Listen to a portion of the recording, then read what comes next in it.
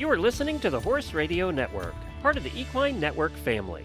What a beautiful day for horses in the morning.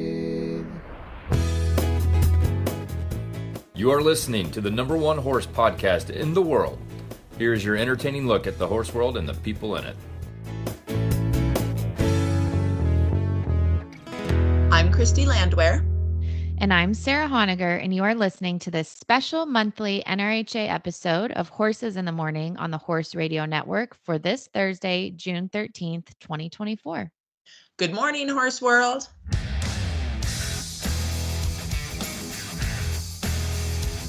It's the second Thursday of the month. That means it's time to slide in to the National Reining Horse Association episode of Horses in the Morning.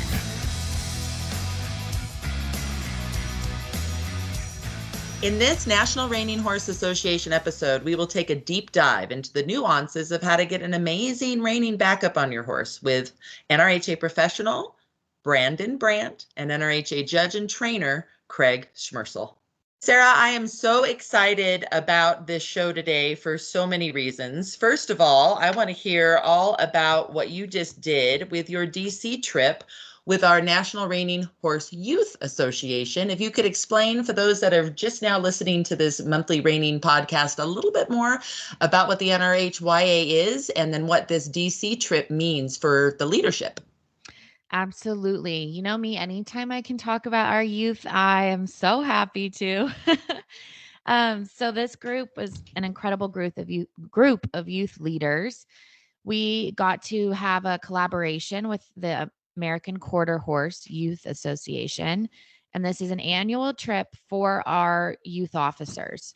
So NRHA is all youth members in the Reining Horse Association. Anyone under age 18 as of January 1 can be part of it. And we have events across the country, and we do a lot together to build a community and create leadership opportunities and scholarships and all these things for our youth members. But the opportunities as a youth officer are pretty special. And this DC trip is one of my very favorite things we do. So the AQHA youth officers and NRHYA youth officers went to DC for 4 days, and they met with over 27 offices to talk about issues affecting the equine industry. So they were so busy. Yeah. It was incredible. And, you know, the opportunities are just so neat. One of the meetings was with GT Thompson, and the very next day, he actually passed the first version of the Farm Bill off of committee and onto the floor. And so GT Thompson met with our youth officers in the Lincoln Room of the Capitol. Oh, my goodness. What an opportunity. Wow. It was awesome. And my favorite thing that I will just keep repeating over and over until forever, probably, is that different congressmen, senators, their staffers, over and over, all we heard was that our youth officers were better dressed, better prepared, and more well-spoken than some paid lobbyists. So what a compliment to these young people. An awesome compliment, and what an experience for them to be able to utilize in the future when they're doing interviews and when they're talking to people and when they're meeting people. What amazing things to learn. Absolutely. And I think the confidence it instills is really important too. You know, it's kind of scary and intimidating going into this huge, beautiful building and this really old, elaborate room. And you have to sit down at a desk and talk to these people. Sometimes the staffers might not know a thing about these ag-related issues, and sometimes they may be an expert. And so for these youth officers to have to go in there and talk about this and really own it, you know, they come back with confidence out the windows. I mean, just so much of it to spare and so well-spoken. And I know a lot of adults that are terrified of public speaking, and these youth just absolutely nailed it. So, Sarah, how does someone who's listening get involved if they have a grandchild or their own child, or they are the youth listening? How do they get involved? Well, if you want to just kind of see what the environment is like, I would absolutely encourage you to follow NRHYA on Facebook and Instagram. If you want more nitty gritty, we also have a website, which is nrhya.com, or you could email youth@nrha.com, and that goes directly to my inbox, and we would love to help out. I think it's awesome. And then what's so much fun about a membership organization is then on the opposite end of the spectrum, we have a so fun program that I want to share with everyone today. And we're going to talk about it in a future show. So we're kind of teasing it right now. But for those of us that are in our 50s, you can ride in prime time with the NRHA as a reiner. You can also ride as a master if you're in your 60s. And we even have something for 70 plus called Legends. How cool to be a legend. I want to be a legend one day. And they are legends. I don't know, for listeners that maybe follow us on Facebook, we have a post about a woman named Dee Dee Engler. I hope I'm saying your last name right, Dee Dee. But she's 86 years old and just competed in Scottsdale. And boy, has she tugged on the heartstrings. We've had over 600 people share this post, and the comments are just, I mean, if you want to feel a warm, fuzzy feeling and have your faith restored in humanity, these people know Dee Dee is a legend. And what are some ways that they can find out more about Dee Dee? Didn't we just do an article in our magazine, and where on our website and on social can they find out more about her? Yeah, that's a good question too. Our our magazine is on our website, or you could go to rainer.nrha.com to go to our magazine directly. And the best thing about our publication is you don't even have to be a member to access the online version totally for free.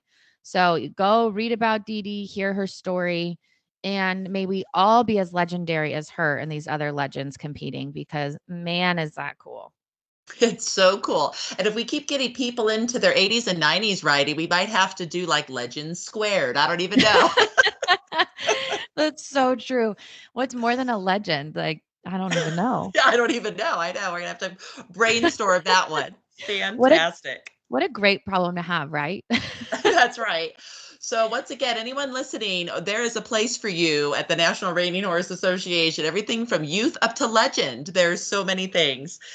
And now what's so exciting is that our Derby is just around the bend. Here we are in the month of June, and the month of June is Derby time. So Sarah, you want to talk a little bit more about fans and how they can come and see it, and the nights to see what, and all of that? Yeah, absolutely. By the time, this airs on the 13th, everyone will be in the full swing in Oklahoma City at our Derby. It will be off and running.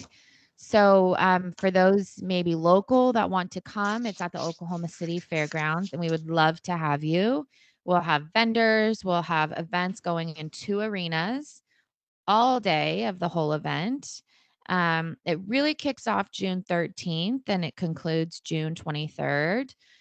The really kind of peak events that I would encourage you to come for are the non-pro finals, which are Friday, June 21st, and the open finals, which are June 22nd, and the freestyle and para reining championship with Christy. I know you'll want to chat about this, is on June 20th. Yes, and that's one thing that got me into reining is here in Denver at the National Western. I popped in. I'm like, I don't know what this thing is, this freestyle thing. And I knew about freestyle and dressage. And I went, all right, I'm going to go see what this is. And I was hooked. I'm like, oh my gosh, I don't even know what this is. And it was years ago. I was in my late teens, early 20s when I got to experience freestyle, and kind of been a fan ever since. So for those that don't know, it's we actually spoke on a past episode with Taylor Zimmerman, who won our event last year. And it was fantastic. She did a great job. So you can certainly go back on our podcast and see, listen to that episode. But it is costumes, it is music, it is creativity, it is pretty fun. It's beautiful. And it's something that, to your point, you don't have to know all the technicalities of reining to really get it. It's just beautiful and enjoyable to watch. I know my parents come every year, and it's a really fun family event. And for those who can't make it to our show, we do have a live feed that's totally free for everybody, whether you're a member or not. And it's on nrhaderby.com.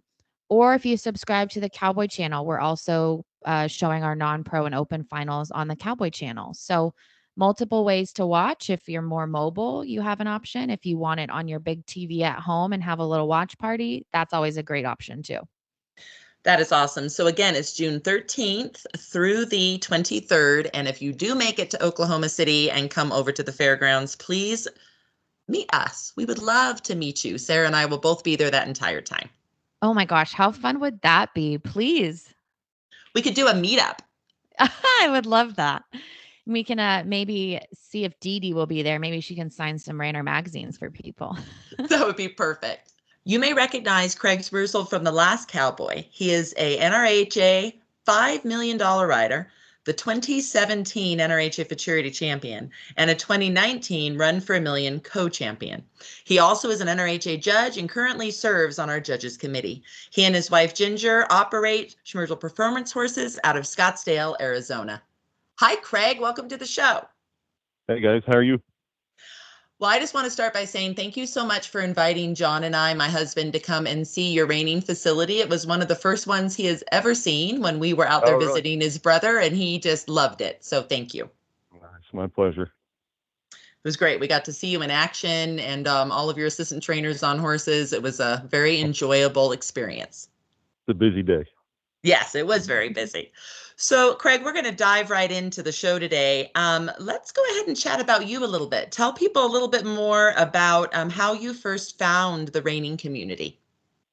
Well, my dad found two 2-year-olds when I was 8 and my sister was 10, and he sent them to a local horse trainer by the name of Mike Florida.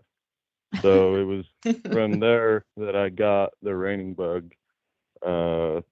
So, I mean, the rest is history. I mean, I was 8. I had a 2-year-old. Mike got my 2-year-old broken up for me to show at the county fair that year, and he invited me for a clinic. I stayed for the rest of the summer after that clinic, and then I stayed at Mike and Sean's every summer till I was probably 14 or 15.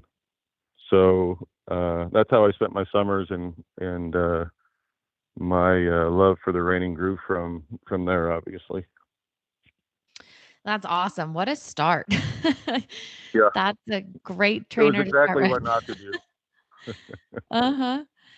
Well, Craig, now you're obviously a very esteemed professional and a competitor, but you're also a judge. So when you're sitting in the chair and judging a reining run, what are some of the things you're looking for? And then how does that impact how you train horses that are in your program? Well, the thing that I like the most is about the reining is the finesse. I like a pretty horse, a pretty run, a pretty rider. I like it to look effortlessly. That's what sticks out in my head is just the finesse. I like pattern placement.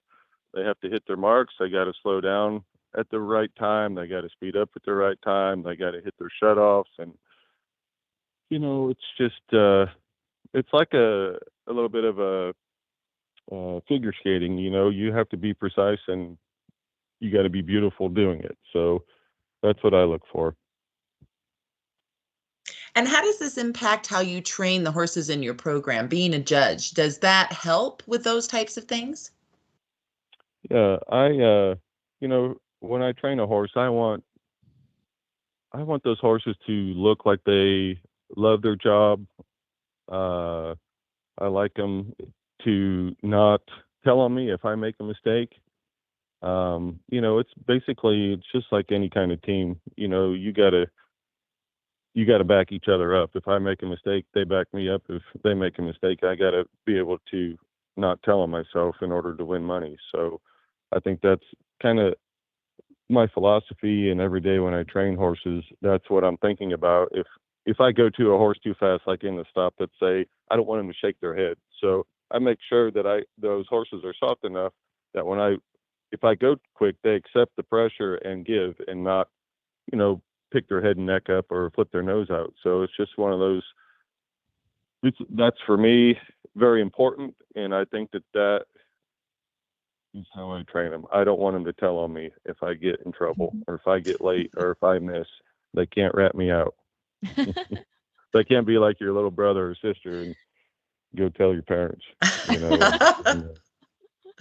I love that. Well, and speaking of backup, but in a different way, what are some small ways that non-pros or horse owners listening to this podcast today can improve their own horse's backup, even if they aren't planning on doing reining, right? So many disciplines back up. How can we Well, all improve our backup at home or in the show pen? I think for me, I start off by teaching the horse how to back up by letting them stand straight at the fence, and then I just say whoa, and I just kind of wave my legs at their shoulders until I feel them take a step backwards. Because for me, whoa means basically back up. So if they don't back up, I'll take a hold. I'll say whoa. I'll take a hold and I'll pull them a step or two back, and I'll turn them loose. And if they stop backing up, I'll pull them until they automatically or whatever they back up. So if I say whoa, push my feet forward and lift my hand a little bit, I want them to come back. If they don't, I pull till they back, then I release. If they stop backing up, I pull till they back, and then I release. And it takes a lot. It takes a lot of time, and it's kind of hard to explain. But when I push my feet forward, if they don't back up, I'll slap their shoulders and pull until they take a step or two back, and then I release. And it's just the pressure. It's a lot of pressure and release. You can teach a horse to do anything pretty much off of pressure. When they give you the right answer, you got to release. And that's basically how my whole program works. If I pick up on my hand and they feel the pressure and they give, I release. If I squeeze my feet and if I'm holding my reins and I squeeze my feet and they give their chin, I release. So there's a lot of pressure and release in my training program. And as a judge, as you're watching, I probably really got you confused now. No, not even a little bit. I'm just wondering, I have just an extra question. As we are watching a reining pattern in the arena and the horses go to back up, as a judge, what are you looking for? Is it number of steps going backwards? Is it that detailed, or are there other nuances? What are you looking for? Well, the backup, just like the turnaround, it's all about cadence. When those horses are, they move those front feet like bang, bang, bang, bang. I don't like it to be sticky or whatever. It just has to have a nice cadence, just like your turn. I like the footwork. I don't care if they back up on a drape rein. I don't care if they take a hold of them, but a lot of people talk about if you take a hold of them and they give their chin and they kind of put their chin towards your chest, they don't really like that. But for me as a horse trainer, where do you want them to put their chin if you're pulling on them? The only thing about that is, for me, is if you're pulling on them and they're giving their chin, they have to be giving their feet too. So if you take a hold of them and back them up and they just give their chin and stop, that's very bad. But if you take a hold of them and they give their chin, but they also move their feet, that to me is what I kind of look for. I have to be able to control their feet with my hand, and I don't care if it's in the turn, the circles, or the backup. If I pull, I want them to give their chin, but I want them to give their feet more importantly. And it's not to say that they can't stick their nose, out, but as long as they're backing up and have a nice cadence, I don't really care. So for me, it's all about cadence, and then a nice cadence, like a faster cadence, of course, is higher degree of difficulty. So you get maybe a little extra for that. And if you have one that can really back up fast on a drape rein, there's no bigger degree of difficulty for that. So maybe that's a +1 backup. So, it can help your stop. If you had a 0 stop and you have a really fancy backup, maybe you get a +1/2 out of the maneuver. I think that's a great perspective, especially I just love incorporating that maneuver score. I think a lot of people listening probably don't know that every piece of that is part of your maneuver score. So I think that's a really great thing to mention, of kind of, you can get yourself some points back. Yes, you can dig yourself out of a little bit of a hole. If you say you hit a bad piece of ground or whatever and you bounce or whatever, and the judge is thinking -1/2 and you got a fancy backup, maybe you can get it to 0, But on the other hand, I've been where I've had a +1 stop in a terrible backup and I got a +1/2. It's all part of it. So. Absolutely. Well, Craig, you have had a lot of successful non-pros come through your program as well, specifically a lot of green reiners and a lot of rookies. So for those listening that might be more on that entry level side and might think about entering one of NRHA's entry level classes on maybe a horse that isn't a reiner, what would you tell them to kind of focus on first, especially from the perspective of a judge? Well, I think the judges schools they preach pattern placement. So if you're on a donkey, if you can work on where you are in the arena, that is a Mhm. plus.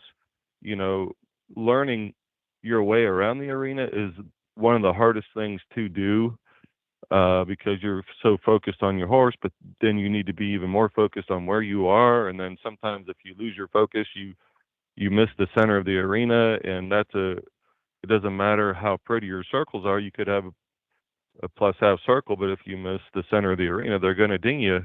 You know, I'm talking about 10 feet off center, Mhm. roughly. Mm, if you have a plus half circle, but you miss the center of the arena, they're not going to give you the credit that you earned just because you missed the center of the arena. And the pattern placement, I think, is the biggest thing. Just making sure you can get around that arena. You can find your way around that arena and not get in trouble. And I think I don't care what you're riding, you can always work on that. I mean, if it doesn't even change leads or, turn around, you still got to do it in the right place. And I think that helps you build your foundation that you will put later on you will put big runs together. But you got to start with knowing where you are in the arena. And I think that's the biggest problem. People just get lost. You know, the circles, for instance, if you take off in a lead departure and you're 5 feet off one rail, you should be 5 feet off the other rail. But a lot of people will hug one rail and then be 15 feet off the other rail, so it's just one of those things. I mean, most every person in the reining, it's why it's such a great sport. They all make every mistake possible, and as long as you have a good trainer that points it out to you, I think that's how you'll grow.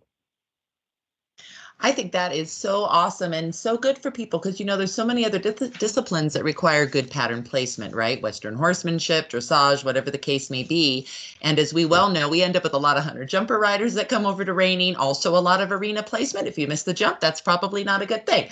So just to start with the basics, right? And just explain Exactly. pattern placement. I've never heard it said like that, Craig. And I think that that's brilliant because those of us that are coming maybe from another discipline would be like, oh, I already have that part. Okay. Good, right? So Yeah.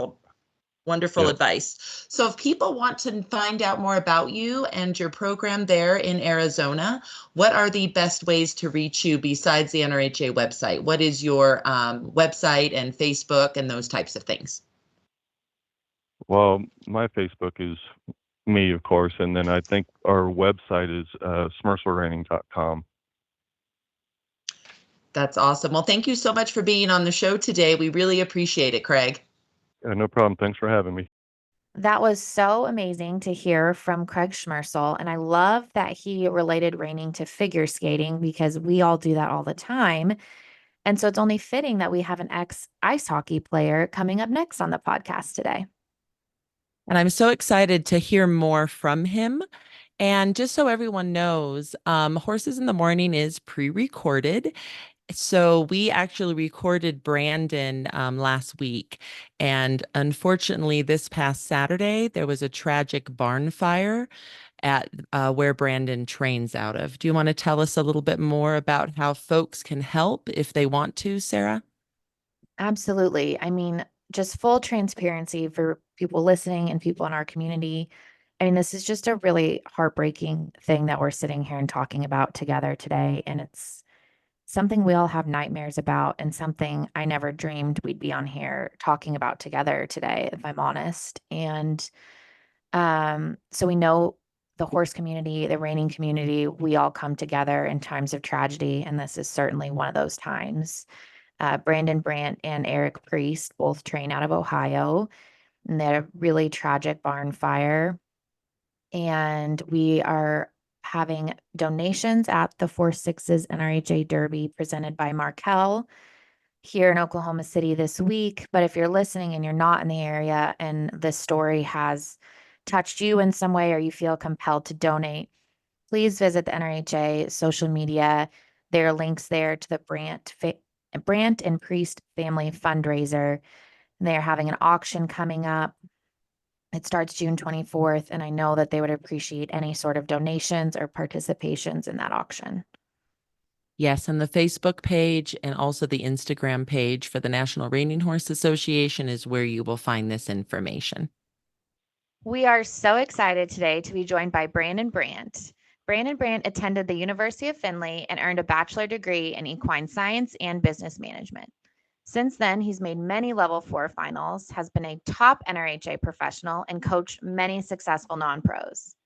Brandon and his wife, Kathy, live in Ohio, and he has NRHA earnings of $800,000. Brandon says he appreciates the trials that make him a better person, a better trainer, and a better horseman, and we are so happy to have him with us today. Welcome to the show, Brandon. Hey, guys. Thanks for having me. I really appreciate being on. Well, we are so happy to have you. And my first question really feels quite timed with what's happening in the sports world right now, as everyone is vying for their shot at a Stanley Cup. You actually started your sports career in ice hockey. I did. Yes, ma'am. So can you tell us a little bit about how you went from ice hockey at Findlay to the equestrian side, just kind of how that all happened? It's a kind of an interesting path, Brandon. Well, it is. When I was growing up, I was a big sports fanatic, and one of my best friends, Chad Ziegler, actually, his dad played hockey at the University of Pitt, and he was just.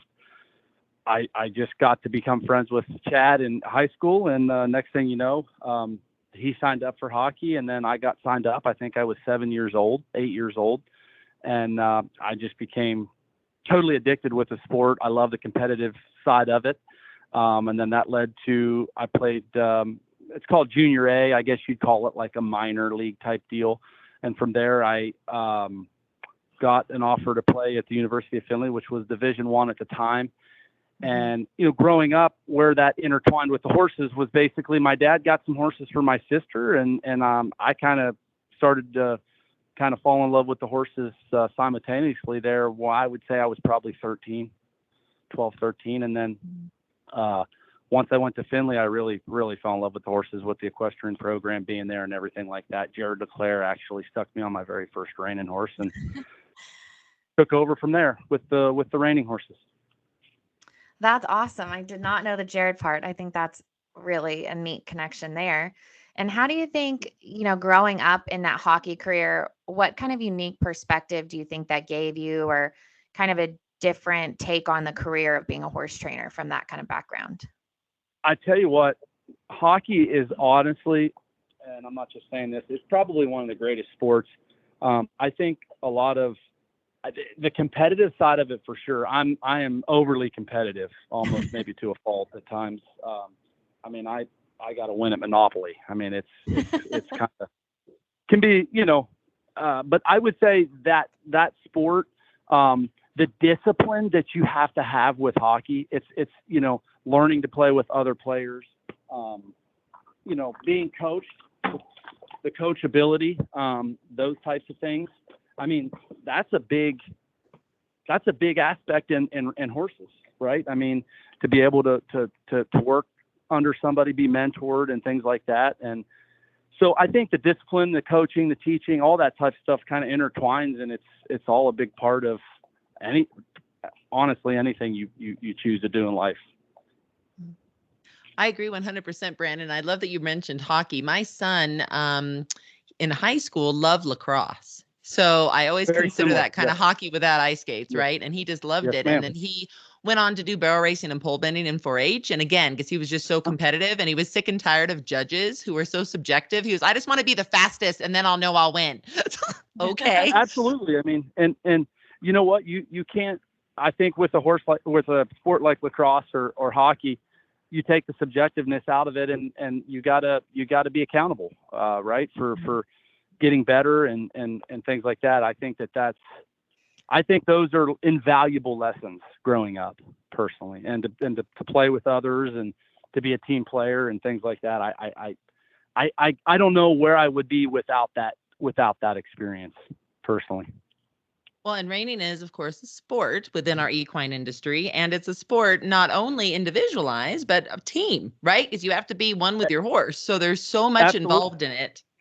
It's fantastic. Yep. So Absolutely. Brandon, you've made many level 4 finals yourself as a pro, and then you've also helped many non-pros reach success in our highest level. Yes, How does having a successful backup impact a run? We're doing dive deep into the backup today. What are things that you do when you ride a backup, and what are things that you do when you coach a backup to let people have success? Well, I'm a big, backup is probably one of the one of the more valuable parts of training. I think it teaches a horse to give their face. It teaches a horse to connect hand to hock, meaning when I pick my hand up, I get those hocks to engage and move, and you get you put them in an athletic position. So the backup is so important. Obviously, that's how we teach our horses to slide, right? I mean, they gotta, when they're sliding, they're in the backup position, correct?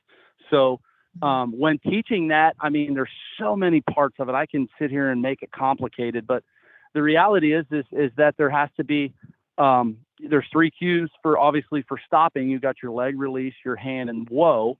And I teach my horses to back up off of each of those cues, right? So, but I think it's important when you're teaching a horse to back up, you don't want to make that particular maneuver miserable, right? Does that make sense? So, Absolutely. For example, if you take a hold of that face and they're flinging their head up, I may not stay backing up. I may pull their chin to the side, move their feet laterally, and then offer them that backup again. If they don't want it, I may pull them around the opposite direction, and I make the backup the reward, if that makes sense. Absolutely. I am going to take some notes on that for my own self, even though I'm not competing in a reining pen. My horse definitely needs help with that, and I never would have thought of doing that. So good. Brandon, At least I know I helped somebody. See, you're 1 for 1. Absolutely.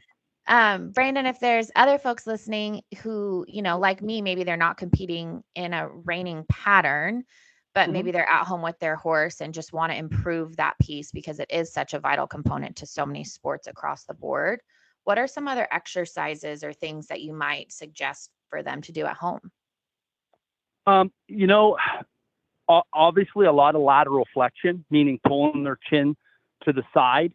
I love to pull their chin to one side, and I'll put that leg on them and make them yield off that leg and give their chin, and meaning there's no resistance. Their neck's not up. They're not pushing on my hand, and their belly is not pushing on my foot. And then I'll release them, and then I'll do the opposite direction. Because basically what you're doing there is you're breaking that horse laterally. You're breaking him free side to side. Okay. So then when you pull on both reins in the backup, you're going to have that connection and that respect in your hand, right? If you've got a horse that's pushing on your hand, usually they're pushing on one side, right? So if you're going to back up and that chin is pushing to the right, well, you have a sticky spot on that right side. So I'll do a lot of lateral bending, right? And then the other thing I do a lot of is I try to, when backing up, I back up a lot in circles. I don't always back up in a straight line. I build the hindquarters up. I might back them in a circle to the right. I might back them in a circle to the left. I'm very patient. I don't expect, I don't expect this horse to back up perfect every day. You're going to have days where they're going to be maybe less willing to do it. I'm just going to be patient, work through it. Like I said, I might go back to my flexion, things like that. If that makes sense. Yeah, absolutely. I like the idea of creating things that are a little different and a little more fun or unique, because I know for myself, being at home in an arena, if you're not with a trainer, sometimes your little drills get a little monotonous. Absolutely. And I don't want to have to beg my horses to back up, right? I offer it to them. I release my feet and they don't want it. I'm going to make them wish that they had done it. That's when I might pull them around. Then I'll take my legs off. And it's called a creep. I really want my horses to creep, meaning I just want them to drop their neck and back up on their own, willing, with my legs released. If I close my feet, they should stand there and be quiet, right? So that I think they have to want to do that, right? You know, there are times I do not bump my horses a whole lot, very, very little. I like to pull on them because I think when you bump, sometimes you can lose connection. I'm not saying I never do it, but very, very rarely. I like to pull, and I want them to balance on my hand through that backup. So that's a huge part of it for me. I don't mind if that horse is just a little bit on my hand, because that's giving that horse a little bit of balance. So, that's something else that I practice when I'm backing up. I make sure that that top line stays flat and they're just kind of on my hand very, very, very little. I don't want them scared of the bridle. I want them to be able to balance on it. And that way they stay in an athletic position in that backup, their bellies up and things like that. This is so awesome. I can't wait to go back and listen to this while I'm on my horse and do some of this myself. Brandon, I also want to touch on, I run our youth programs here at NRHA, and you know that I just can't really go 5 minutes without talking about the kids in our industry. We talked earlier about our youth going to DC, and you have 2 little ones that are always a part of every event we have. So I just want to kind of hear from you, what is so valuable to you about having your kids in this industry and about it really being a family affair for you guys at these events? Well, it kind of goes back to what we said in the beginning with when I played hockey, is being around a group of people that enhance your life, right? And my kids, we have my barn is a culture here. We try to build a culture of people that it's a family-oriented environment. And for my kids to be around horses and to be around the people that we get to ride with, I think it's so important that socially, but it also enables them to other kids that ride here, it gives them that competitive edge. We went to a horse show this weekend, and I have a couple kids that ride in the short stirrup, and they're all competitive with one another, including my daughter, and I love it. And it's good. Obviously, there's lessons to be learned with that. So I think with these kids, animals to me open up they open up so much for people. I think it creates that connection, right? And I think I just think it's invaluable personally, and I know my kids, we make them, it teaches them discipline. It teaches them responsibility. So I don't know what I would do without this, having horses for my kids. And my son, he's more into baseball and football right now, but he still interacts with horses. My daughter's ate up with it. So I'm hoping to win the lottery sometime soon to be able to buy her a nice horse. So, but, yeah, I hope that answers your question there. Absolutely. What a joy it has been, Brandon, to have you on the show. If I lived in Ohio, I would be knocking at your door going, hello, can I ride with you, please? That would be great. Well, we'd love to have you. So well, our door's always open. So. Well, that's wonderful, Yes, because if I'm ever out there, I might just come do that. Just be aware that is something that I love to do. So I have a question for you. Where do our listeners find you? What is your website? What is your Facebook page, etc.? It's just Brandon, Brant Performance Horses on as the website, Brandon Brant, and then Brant Performance Horses on social media. We're pretty easy to find. I think it's, and then that's pretty much it. Perfect. So it's BRANT for those listening, performancehorses.com, and then same on Facebook and social media. So thank you so much today, Brandon, for being on our show. We just really appreciate it. And we're very excited to see you here at the Derby very soon. Hey, thank you guys for having me. I appreciate it. Wow, Brandon is such a amazing human being. Not only is he an amazing trainer, but what fun it sounds like he has with his clients. And of course, all of his ice hockey career turned into now reining career and all of the things. And, he's going to continue down the path of doing the reining. And even though this tragic barn fire occurred just last Saturday, people are already coming out of the woodwork to help. So again, Sarah, can you let everyone know how they can do that for the families? Absolutely. And, I just want to again highlight how inspiring it's been to see this horse community and this reining community come together and to support people in need. It just really makes you know how big of an impact that we all have on each other and how close this community is. And truly what a blessing it is to be part of it. I just have never seen folks come together quite in the way that they have rallied behind these families. And again, if you would like to donate or if you would like to participate in the auction, visit NRHA on Instagram or Facebook, and you'll see links to the fundraiser. And the specific fundraiser page is Brant and Priest Family Fundraiser. But again, you're just welcome to hop on to NRHA's social media accounts to find this auction.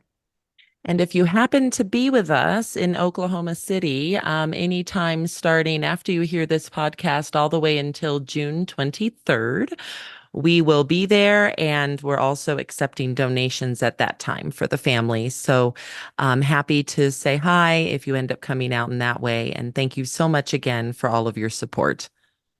So, Sarah, how do people find this reining podcast? What's the best way to do that? I would encourage everyone to visit our website. You can go to nrha.com/podcast. You could also follow us on social media, NRHA Reining on Facebook or Instagram. So now go out and have the slide of your life.